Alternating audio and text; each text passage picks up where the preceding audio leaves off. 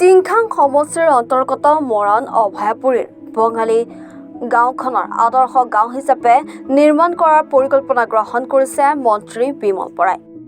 গাঁওখনত বিশেষ তৎপৰতা গ্ৰহণ কৰিছে মন্ত্ৰীগৰাকীয়ে।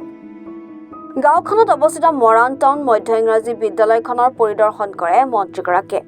বিদ্যালয়খনৰ আন্তঃগাঁথনিৰ বাবে 25 লাখ টকা অনুদান আগবঢ়োৱা হয় বুলিও জানিব দিয়ে মন্ত্ৰীগৰাকীয়ে। মন্ত্ৰীগৰাকী পৰিদৰ্শনৰ সময়ছোৱাত বিদ্যালয়খনৰ শিক্ষক শিক্ষয়িত্ৰী, স্থানীয় ৰাইজ আৰু দলীয় কৰ্মকৰ্তাসকল উপস্থিত থাকে। পুৰীয়া বঙালী গাঁওখনক আদৰ্শ গাঁও হিচাপে লৈ কিছু কাম কৰিবৰ কাৰণে আমি প্ৰয়াস কৰিছোঁ আৰু সেইকাৰণে অভয়পুৰীয়া গাঁৱত অৱস্থিত মৰাণ টাউন মধ্য ইংৰাজী বিদ্যালয়, এই বিদ্যালয়খনৰ আন্তঃগাঁথনি কিছু মেৰামতিৰ প্ৰয়োজন আছিলে। ছাত্ৰ ছাত্ৰীসকলে শিক্ষা গ্ৰহণ কৰাৰ ক্ষেত্ৰত অলপ অসুবিধাৰ সন্মুখীন হৈ আছিলে।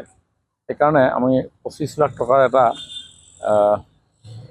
অনুদান আমি বিদ্যালয়খনলৈ আগবঢ়াম আৰু কেনেধৰণে বিদ্যালয়খন ঠিক কৰিলে ছাত্ৰ ছাত্ৰীসকলৰ সুবিধা হ'ব তাৰ কাৰণে আজি এতিয়া আমি আমাৰ প্ৰধান শিক্ষয়িত্ৰী ডাঙৰীয়ানী আছিলে আৰু বাকী ৰাইজো আছিলে, কিছু পৰিদৰ্শন কৰিলোঁ আৰু ইতিমধ্যে এডুকেশ্যন ডিপাৰ্টমেণ্ট আৰু আমাৰ PNRD ডিপাৰ্টমেণ্টক এই বিষয়ে এখন মাষ্টাৰ প্লেন বনাবৰ কাৰণে কৈছোঁ, কাৰণ জেগাডোখৰ খুব ঠেক ঠুক সৰু জেগা, গতিকে আমি ঘৰবিলাক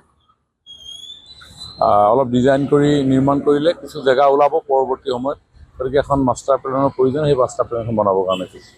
মানে বহুতখিনি আঁচনি আধৰুৱা হৈ আছে, যেনে ITI কলেজ আৰু মৰাণ ডেইলি বজাৰটো ছুপাৰ মাৰ্কেট বনোৱা এটা প্লান আছিলে আৰু সেইখিনি মৰাণবাসীয়ে আপোনাৰ পৰা আশা কৰিছোঁ। আৰু ITI এখন অৰ্ধনিৰ্মিত অৱস্থাত আছিলে, তাৰ কাৰণে আমাৰ যিটো ডিপাৰ্টমেণ্টে ডিপাৰ্টমেণ্টৰ মই প্ৰিন্সিপাল ছেক্ৰেটাৰীৰ লগত কথা বতৰা পাতিছোঁ। তেওঁলোকে এনে প্ৰচেছ কৰি আছে। এজন কণ্ট্ৰেক্টৰে কামখিনি নকৰাৰ কাৰণে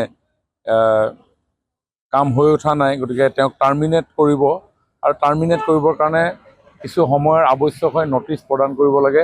এই প্ৰক্ৰিয়া চলি আছে আৰু সময়সীমা শেষ হ'লেই তেওঁক টাৰ্মিনেট কৰি নতুনকৈ ITI এখনৰ টেণ্ডাৰ কৰি আমি কাম কৰিব পাৰিম। দ্বিতীয়তে, যিখন বজাৰ NLCPৰ এটা ফাণ্ড আছিলে, কিন্তু স্থানীয় ব্যৱসায়ীসকলৰ কিছু খুদুৱনি থকাৰ পৰিপ্ৰেক্ষিতত সেই ফাণ্ডটো ইউটিলাইজ কৰিব নোৱাৰিলে বুলি মই গম পাইছোঁ। মৰাণৰ পৰা ৰাজু মিশ্ৰাৰ ৰিপৰ্ট, এনি ভাৰত 24।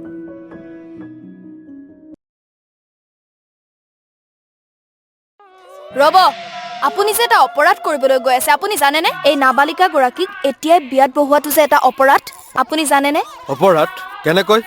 মোৰ ছোৱালী, মোৰ কথা। তুমি যিয়েই নোকোৱা ভূঞা, 18 বছৰৰ তলৰ যিকোনো কন্যা সন্তানৰ বিয়া দিলেই আইনগতভাৱে এক দণ্ডনীয় অপৰাধ। বিয়া দিয়াজন যিমান দায়ী, বিয়া পতাজনো সমানে দায়ী। এতিয়া তাই পঢ়া শুনা কৰাৰ বয়স, খেলা ধূলা কৰাৰ বয়স। তাইক খেলিবলৈ দিয়ক, পঢ়িবলৈ দিয়ক আৰু চাব, এদিন আপুনি তাইক লৈ গৌৰৱ অনুভৱ কৰিব পাৰিব। এতিয়াই তাইক সংসাৰৰ বোজা দি তাইৰ ভৱিষ্যত জীৱনটো অন্ধকাৰ কৰাৰ অধিকাৰ তোমাৰ জানো আছে? মোৰ ভুল হৈ গ'ল মাজনী, মোক ক্ষমা কৰিবা।